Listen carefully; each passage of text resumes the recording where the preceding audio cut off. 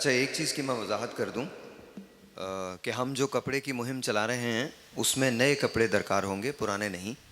अगर आपके पास कोई नया जोड़ा बग़ैर यूज़ किया हुआ मौजूद है तो वो आप हमें दे दें, और अगर कोई बहुत अच्छी हालत में है, जैसे एक दफ़ा का पहना हुआ है और वो आप उससे देना चाहते हैं तो वो भी दे दें।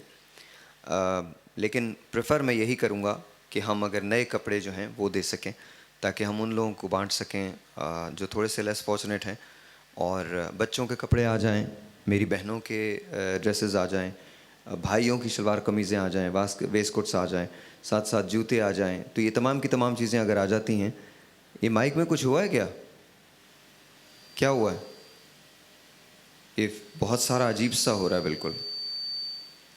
तो ऐसा अगर है तो प्लीज़ आप ज़रूर तो इस गलती में नहीं रहिएगा कि मैं आपसे ये कह रहा हूँ कि कोई खुदा ना करे पुराने कपड़े दें। बिल्कुल नहीं। जो आपके वो कपड़े जो आप इस्तेमाल नहीं करते और आपने नए कभी लिए थे और पहनने का वक्त नहीं मिला, या आप ख़रीद के दे सकते हैं एक नया जोड़ा, तो वो मुझे आपसे दरकार है उन तमाम बहन भाइयों के लिए जो इस ईद पे ख़रीद नहीं सकेंगे। इस ईद पे अनसिले तो फ़ायदेमंद नहीं रहेंगे। अनसिले भी अगर देना चाहते हैं तो आप दे दें, हम वो भी दे देंगे, लेकिन सिले हुए मैं तो ख़ुद डोनेट कर रहा हूँ। मैंने आपको पहले बताया है कि मैं हमेशा ये करता हूँ कि रमज़ान से पहले मैंने एक सर्टन प्राइस रखी हुई है अपनी शलवार कमीज़ की। मैं 7,000 रुपये के हिसाब से वो पैसा जो होता है वो पहली रमज़ान से पहले पहले वो मैं दे देता हूँ।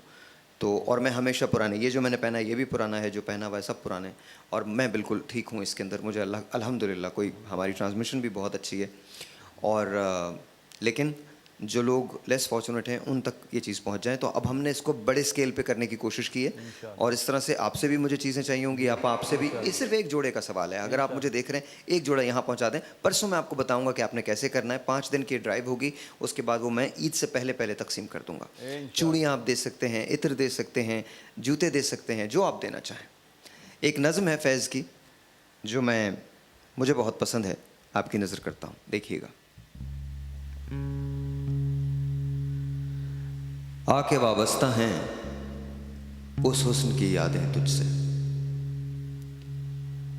आके वाबस्ता हैं उस हुस्न की यादें तुझसे, जिसने इस दिल को परीखाना बना रखा था, जिसकी उल्फत में भुला रखी थी दुनिया हमने, दहर को दहर का अफसाना बना रखा था। आशना हैं तेरे कदमों से वो राहें जिन पर उसकी मदहोश जवानी ने इनायत की है, कारवां गुजरे हैं जिनसे उसी रानाई के, जिसकी इन आँखों ने बेसूद इबादत की है। तुझसे खेली हैं वो महबूब हवाएं जिनमें उसके मलबूस की अफसुर्दा महक बाकी है, तुझ पे भी बरसा है उसी बाम से महताब का नूर, जिनमें बीती हुई रातों की कसक बाकी है। तूने देखी है वो पेशानी, वो रुखसार, वो होंठ, जिंदगी जिनके तसव्वुर में लुटा दी हमने, तुझ पे उठी हैं वो खोई हुई साहिर आंखें, तुझको मालूम है क्यों उम्र गंवा दी हमने। हम पे मुश्तरका है एहसान गमे उल्फत के, इतने एहसान कि गिनवाऊं तो गिनवा ना सकूं। हमने इस इश्क में क्या खोया है, क्या पाया है, जुज़ तेरे और को समझाऊं तो समझा ना सकूं। आजिज़ी सीखी, गरीबों की हिमायत सीखी, या सुहरमान के दुख दर्द के माने सीखे, ज़ेर दस्तों के मसाइब को समझना सीखा, सरदाहों के रुख जर्द के माने सीखे।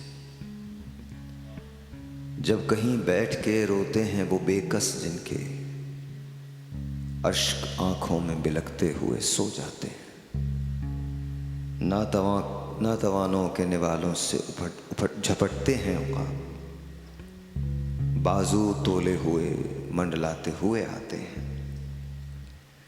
जब कभी बिकता है बाजार में मजदूर का गोश्त, शाहराहों पे गरीबों का लहू बहता है, आग सी सीने में रह रह के उबलती है न पूछ, अपने दिल पे मुझे काबू ही नहीं रहता है। हम पे मुश्तरका है एहसान गमे उल्फत के, इतने एहसान कि गिनवाऊं तो गिनवा न सकूं।